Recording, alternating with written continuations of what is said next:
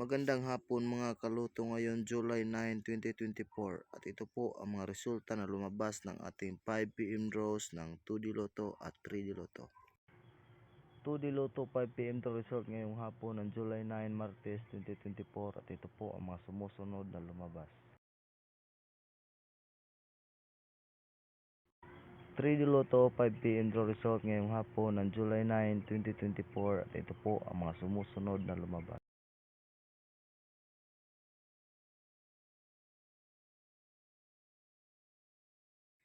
'Congratulations sa lahat ng ating mga lucky winners. Kung gusto mo maging updated sa aking mga videos, paki-like and follow na lang. Thank you for watching. I love you all.